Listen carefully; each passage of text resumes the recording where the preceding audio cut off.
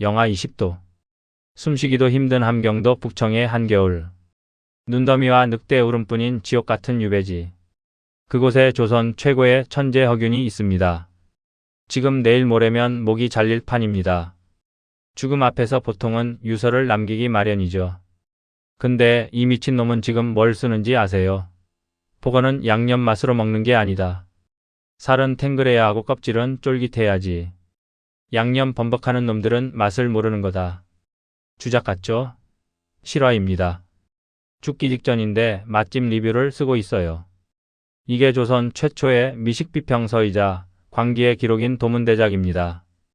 오늘은 조선 최고의 엘리트에서 조선판 고든 램지가 된 빌런. 결국 능지처참의 주인공이 된 허균의 충격적인 이야기를 파헤쳐 보겠습니다. 이 영상 끝까지 보시면 여러분의 오늘 저녁 밥상이 달라 보이실 겁니다. 허균이 왜 이렇게 음식에 집착했냐고요? 태생부터가 남달랐기 때문입니다. 허균의 가문 양천호 씨 집안은 당대 최고의 명문가였습니다. 형 허봉, 누나 허난설원.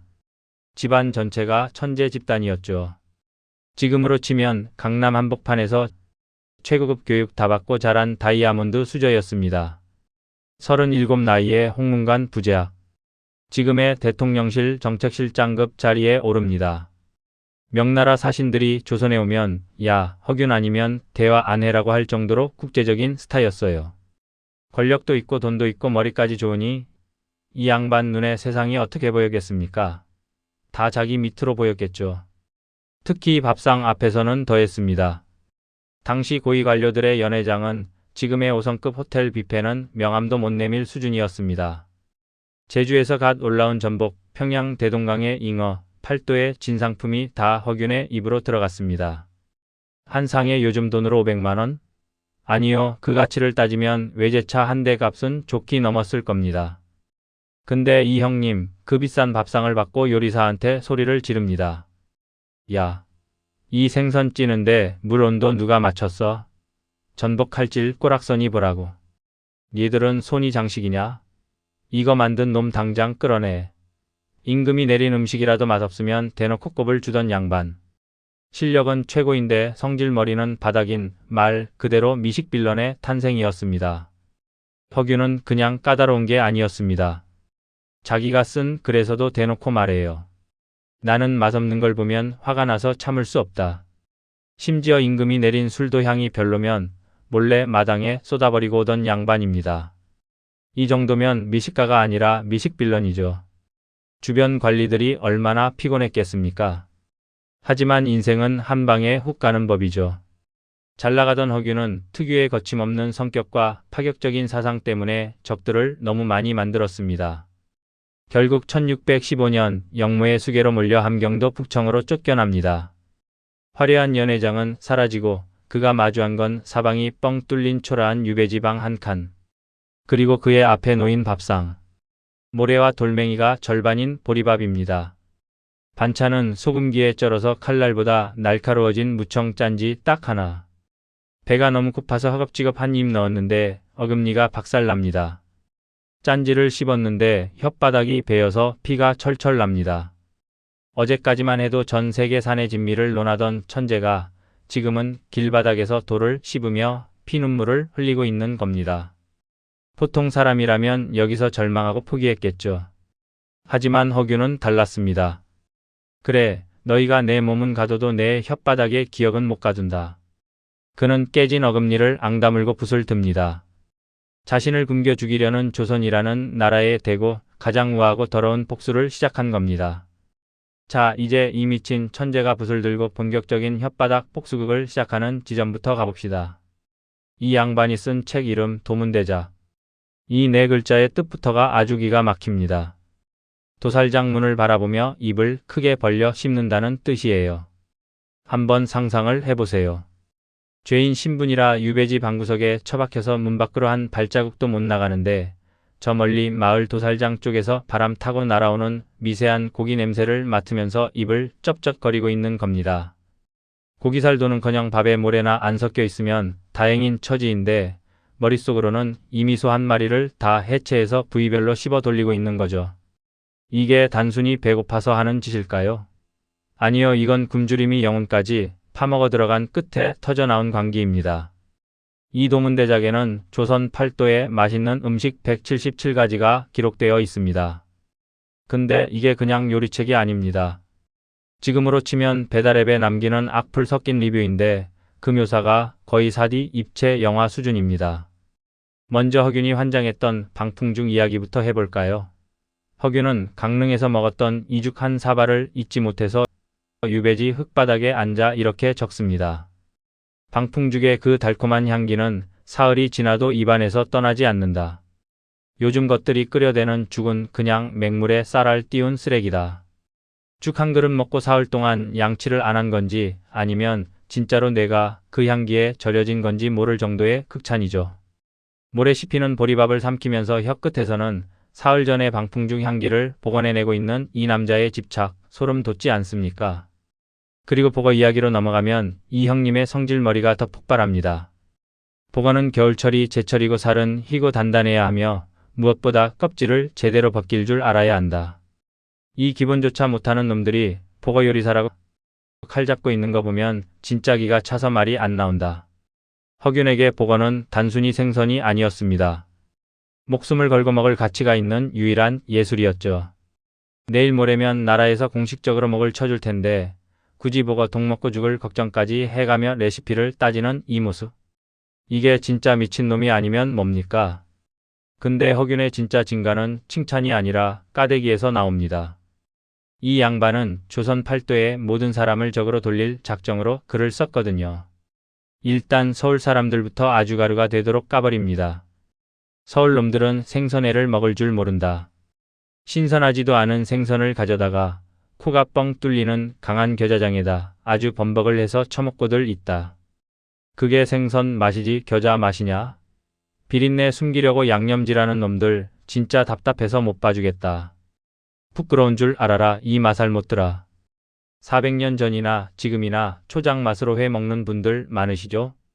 허균 형님한테 걸리면 여러분은 그날로 미각 상실한 싸구려 취급당하는 겁니다. 그 다음 타겟은 요즘도 매니아들이 줄을 서는 평양냉면입니다. 허균은 이미 400년 전에 평냉부심을 박살냈습니다. 평양냉면 맛있다고 떠드는 놈들은 다 허세다. 면발은 고무줄처럼 질기고 육수는 맹물이다. 차라리 함경도 함흥냉면이 5만 배는 더 깊고 맛있다. 평양 사람들과 냉면 마니아들을 단체로 마살못으로 만들어버린 이 팩이 대단하지 않습니까? 이 형님은 맛에 대해서만큼은 타협이라는 걸 모르는 톡설가였습니다. 결정타는 바로 궁중요리입니다. 임금님이 드시는 수라상을 두고 이 양반이 뭐라고 했는지 아세요? 궁중요리는 화려하기만 했지 정작 맛의 본질은 다 놓친 쓰레기다. 그저 양반들의 허영심이 만들어낸 가짜 음식일 뿐이다. 이런 걸 최고라고 떠받드는 조선의 미각 수준이 참담하다. 여러분, 이건 단순히 맛없다는 투정이 아닙니다. 왕이 먹는 음식이 쓰레기면 그 음식을 먹는 왕은 뭐가 됩니까? 이건 혓바닥으로 하는 반역이자 붓 끝으로 던지는 폭탄이었습니다. 사람들은 허균에게 물었습니다. 곧 죽을 양반이 왜 그렇게 피곤하게 남들 먹는 것까지 간섭하고 톡설을 내뱉냐고 말이죠. 허균의 대답은 차갑고 명확했습니다. 내가 경험한 그 환상적인 맛들을 니들이 다 망치고 있으니까 그 꼴을 못 봐주겠다는 겁니다. 세상이 자기를 버리고 차가운 북쪽 땅 유배지에 쳐넣었지만 자기 입맛의 기준만큼은 죽어도 못 버리겠다는 이 남자의 오기. 돌멩이 섞인 보리밥을 씹어 삼키며 어금니가 박살나는 와중에도 붓으로는 조선 최고의 사내 진미를 비웃고 비평하는 이 남자의 머릿속에는 지금 어떤 밥상이 차려져 있을까요? 과연 이 남자가 진짜로 그리워했던 건 복어회의 쫄깃함이었을까요? 아니면 이거지 같은 세상을 향해 날리는 마지막 비웃음이었을까요? 허균의 광기는 이제 음식을 넘어 조선이라는 나라의 뿌리 깊은 질서까지 위협하기 시작합니다. 자, 이제 분위기를 좀 더 진하게 바꿔보겠습니다. 이 형님이 유배지에서 음식 공부만 했을까요? 천만의 말씀입니다. 허균의 일생을 관통하는 키워드는 딱 두 가지입니다. 맛있는 것, 그리고 재미있는 것. 이 양반은 당대 최고의 지식인이면서 노는 데는 둘째가라면 서러웠던 희대의 로맨티스트이자 한량이었습니다. 당시 조선 선비들이 방구석에서 예법이니 도덕이니 따질 때 허균은 어디에 있었을까요? 그는 당당하게 기생집 문을 열고 그녀들과 밤새 술잔을 기울였습니다. 기생들이 왜 그를 좋아했을까요? 단순히 돈이 많아서? 아니요. 허균은 그녀들을 사람으로 대했고 누구보다 말빨이 끝내줬거든요. 그는 조선에서 가장 위험하면서도 가장 매력적인 나쁜 남자였습니다. 이런 파격적인 모습이 그녀들의 마음을 사로잡았던 겁니다. 왜냐고요? 이 형님은 말빨이 죽여줬거든요. 단순히 지식이 많은 게 아니라 그 입에서 나오는 말들이 하나같이 파격적이고 섹시했습니다. 당시 꽉 막힌 조선 선비들이 예법이니 도덕이니 따지면서 방구석에서 헛기침할 때 허균은 대놓고 기생들과 술판을 벌이고 그들의 방에서 아침을 맞이했습니다. 남들이 손가락질하면 이 형님은 이렇게 말했어요. 니들이 말하는 그 고결한 예법이 밥 먹여주냐? 나는 내 본능에 충실할 뿐이다. 아주 당당한 나쁜 남자 스타일이었던 거죠. 특히 허균이 위험했던 진짜 이유는 그가 만나는 사람들의 급이 없었다는 겁니다. 양반인데 양반들하고만 노는 게 아니라 당시 계치급 받던 승려들, 그리고 천민들, 심지어는 도둑놈들하고도 친구를 먹었습니다. 이 사람들이랑 모여서 뭘 했을까요? 밤새도록 술 마시고 고기 뜯으면서 조선이라는 나라의 뒷담화를 깠습니다. 당시 불교는 조선의 국교가 아니었기 때문에 스님들과 어울리는 것 자체가 탄핵감이었어요. 그런데 허균은 오히려 승려들하고 산속에서 고기를 구워 먹으면서 야, 부처도 배고프면 고기 먹었을 거다라며 낄낄거렸던 양반입니다. 자, 여기서 소름 돋는 포인트 하나 짚고 가야 합니다. 허균이 쓴 도문대작을 읽어보면 아주 위험한 정치적 선언이 숨어 있습니다. 보통 양반들은 자기들이 먹는 화려한 수라상이나 진상품만 기록하죠. 근데 허균은 이 책에서 당시 천대받던 서민들의 음식, 노비들이 먹던 음식을 대놓고 찬양합니다. 시골 아낙네가 끓인 된장찌개가 궁중 수라상보다 100배는 깊고 진하다. 노비가 장작불에 대충 구워낸 생선이 양반집 요리사가 만든 것보다 훨씬 고소하다. 이게 왜 무서운 소리인지 아십니까? 조선은 먹는 것조차 계급이었던 나라입니다. 양반은 하얀 쌀밥에 고기국을 먹고 노비는 찌꺼기를 먹는 게 하늘이 정한 질서라고 믿던 시대였죠. 근데 허균은 그 질서를 입맛 하나로 박살 내버린 겁니다. 맛 앞에서는 양반이고 노비고 평등하다. 맛있는 걸 먹을 권리는 신분 따위에 방해받아서는 안 된다. 이건 단순한 맛집 후기가 아니라 조선의 신분제라는 거대한 성벽에 대고 시원하게 오줌을 갈긴 거나 마찬가지인 사건이었습니다. 여러분들 한번 생각해 보세요. 지금 여러분의 상사가 야, 내가 먹는 비싼 와인보다 내가 마시는 편의점 캔맥주가 훨씬 고급이다라고 말하면 와, 쿨하다 하겠지만 400년 전 조선에서 이런 말을 하는 건 자살 행위였습니다. 근데 허균은 유배지에서 어금니가 깨져나가는 보리밥을 씹으면서도 이 신념을 굽히지 않았어요. 오히려 더 악에 받쳐서 썼죠. 너희 양반 새끼들이 먹는 건 허례허식이 가득한 가짜 맛이고 저 시장바닥 백성들이 먹는 게 진짜 조선의 맛이다 라고 말입니다. 여기서 우리에게 익숙한 홍길동전의 이야기가 나옵니다. 홍길동이 꿈꿨던 이상 국가 율도국. 그 나라가 어떤 곳인 줄 아십니까? 단순히 차별 없는 나라가 아닙니다. 허균이 설계한 율도국은 누구나 배불리 맛있는 걸 먹을 수 있는 나라였습니다. 허균은 생각했어요. 백성들은 굶어 죽어 나가는데 저 꼰대 양반 새끼들은 맛도 모르는 쓰레기 같은 요리 차려놓고 허세나 떨고 있네. 이 분노가 도문대작에 톡설로 터져 나온 거고 홍길동전의 혁명으로 이어진 겁니다. 허균에게 미식은 곧 자유였습니다. 입맛을 통제하려는 국가, 신분을 강요하는 사회 속에서 그는 붓 끝 하나로 그 모든 체제를 비웃었습니다. 유배지의 차가운 바닥에 앉아 보거회의 쫄깃함을 떠올리고 개고기 수육에 생강을 넣지 말라고 훈수두는 그 모습은 단순한 식탐이 아닙니다. 자기를 죽이려는 이거지 같은 현실에 대한 가장 우아하고도 더러운 복수였던 겁니다. 자, 이제 1618년 허균에게 최후의 시간이 다가오고 있습니다. 영무의 주동자로 지목되어 한양으로 압송되는 그 길 위에서도 그는 마지막 순간까지 자신이 무엇을 먹었는지 그 맛이 어땠는지를 집요하게 기억하려 애썼습니다. 몸은 묶여있고 목숨은 경각에 달렸지만 그의 혓바닥만큼은 그 누구보다 자유로웠던 거죠. 과연 그는 죽기 직전 마지막으로 어떤 맛을 떠올렸을까요? 조선이라는 나라를 혓바닥으로 해부한 이 미친 천재의 마지막은 우리가 생각하는 것보다 훨씬 더 처절하고 강렬했습니다. 자, 이제 시간이 다 됐습니다. 1618년 8월 허균의 인생 시계가 멈추기 딱 며칠 전입니다. 영모의 주동자로 지목된 허균은 한양으로 압송됩니다.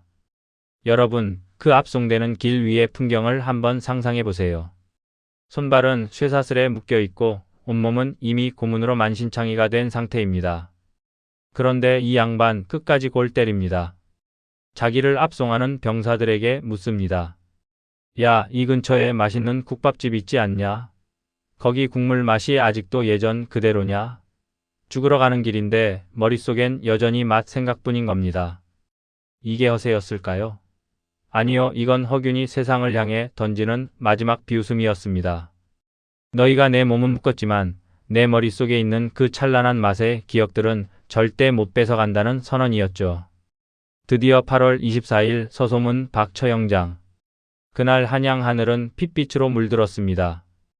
허균에게 내려진 형벌은 능지처참이었습니다. 사극에서 보던 그냥 칼로 베는 수준이 아닙니다. 양 팔다리와 머리를 5마리의 소에 묶고 소를 각기 다른 방향으로 몰아서 몸을 찢어버리는 조선에서 가장 잔인하고 끔찍한 형벌입니다. 사람들은 처형장에 구름처럼 몰려들었습니다. 조선 최고의 천재가 임금도 대놓고 까대던 그 오만한 빌런이 어떻게 죽는지 보려고 말이죠. 허균은 거적대기 위에 묶인 채로 하늘을 올려다봤습니다. 그때 그는 무슨 생각을 했을까요? 가족 걱정?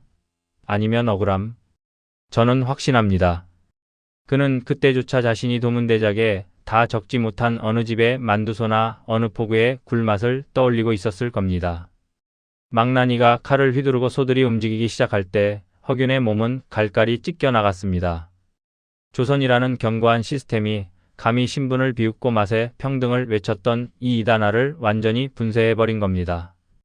허균의 시신은 수습조차 되지 않았습니다. 영모자의 시신은 소금에 절여져 팔도에 전시됐고 그의 이름은 실록에서 간신 중의 간신으로 영원히 박제됐습니다. 그의 집안은 풍비박산이 났고 그가 쓴 책들은 모두 불태워져야 마땅했습니다. 그런데 여기서 소름 돋는 기적이 일어납니다. 나라에서 허균의 글은 단 한 자도 남기지 말고 다 태워라라고 명령을 내렸는데 이 도문대작이 살아남은 겁니다. 누군가는 품속에 숨기고 누군가는 벽지 속에 발라두고 누군가는 밤새도록 베껴 썼습니다. 왜 그랬을까요? 고작 음식 이야기가 뭐가 그렇게 중요해서 목숨을 걸고 이 책을 지켰을까요? 그건 이 책이 단순한 요리책이 아니었기 때문입니다. 도문대작은 억압받던 조선 민중들에게 맛의 자유를 가르쳐준 성전이었습니다. 양반이고 나발이고 내 입에 맛있는 게 최고라는 그 한 문장이 400년 전 꽉 막힌 조선 땅에서는 혁명 그 자체였던 겁니다. 사람들은 허균의 독서를 읽으며 대리만족을 느꼈습니다. 임금님의 수라상을 쓰레기라고 부르는 그 미친 배짱에 전율을 느꼈죠. 결국 허균은 죽어서 승리했습니다. 몸은 찢겼지만 그의 혓바닥은 도문대작이라는 책을 통해 400년 동안 살아남아 지금 우리 앞에 도착했습니다. 여러분 다시 한번 생각해 보세요. 허균은 정말 미친놈이었을까요? 아니면 우리보다 훨씬 더 제정신이었던 걸까요? 세상은 그를 영모자라고 불렀지만 그는 그저 한 인간으로서 누려야 할 가장 본질적인 자유, 즉 맛있는 걸 맛있다고 말하고 맛없는 걸 쓰레기라고 말할 수 있는 권리를 지키고 싶었을 뿐입니다. 신분이라는 거창한 껍데기 아래에서 맛도 모르는 요리를 억지로 삼키는 가짜 인생이 아니라 돌멩이를 씹을지언정 자기 입맛의 주인으로 살고 싶었던 겁니다. 자, 이제 긴 여정을 마무리할 시간입니다. 오늘 25분 동안 저와 함께 조선 최고의 말눈광 허균의 인생을 함께 씹고 뜯고 맛보셨는데 어떠셨나요? 허균의 이야기를 듣고 나니 지금 여러분 앞에 놓인 밥상이 예전과는 좀 다르게 보이지 않으십니까? 우리는 배부른 시대에 살고 있습니다. 하지만 과연 우리 입맛은 자유로울까요? 남들이 맛집이라고 하니까 1시간씩 줄 서서 사진 찍고 정작 내 입에는 평범한데 와, 대박이다라고 영혼 없는 감탄사를 내뱉고 있지는 않나요? 400년 전 허균은 유배지에서 피를 토하며 썼습니다. 남의 눈치 보지 말고 네 입에 맛있는 걸 찾아라. 그게 인간의 존엄성이다 라고 말이죠. 20분이라는 이 긴 시간 동안 끝까지 저와 함께 해주신 여러분이야말로 진짜 이 시대의 미식가들이십니다. 자, 이제 마지막으로 저도 허균 형님처럼 톡설 한마디만 하고 끝내겠습니다. 지금 여기까지 다 봐놓고 영상 내용이 유익했다느니 어쨌다느니 댓글만 달고 구독 버튼 안 누르는 분들 계시죠? 그거 허균 형님이 보시면 뭐라고 할까요? 야, 이 마살 못들아. 지식만 처먹고 마음은 굶주린 놈들아. 라고 지랄지랄을 하실 겁니다. 진짜 맛있는 인생, 진짜 찰진 역사 이야기를 계속 듣고 싶으시다면 지금 바로 구독과 좋아요, 알림 설정까지 꽉 눌러주십시오. 여러분의 구독 한 번이 제가 다음 영상에서 더 자극적이고 더 매운맛으로 조선의 빌런들을 소환할 수 있는 유일한 힘이 됩니다. 알림 설정 안 해두시면 다음번에 제가 가져올 역대급 미친놈들 이야기 남들 다 볼 때 혼자만 못 보십니다. 아시죠? 허균 형님이 지켜보고 있습니다. 구독 안 하면 오늘 밤 여러분 꿈속에서 1618년 함경도 북청산 돌멩이 보리밥 배달 갈 겁니다. 자, 오늘 준비한 내용은 여기까지입니다. 남들 기준에 휘둘리지 말고 허균처럼 당당하게 여러분만의 맛을 찾는 하루 되시길 바랍니다. 저는 다음 영상에서 더 미친 소재로 돌아오겠습니다. 시청해 주셔서 감사합니다.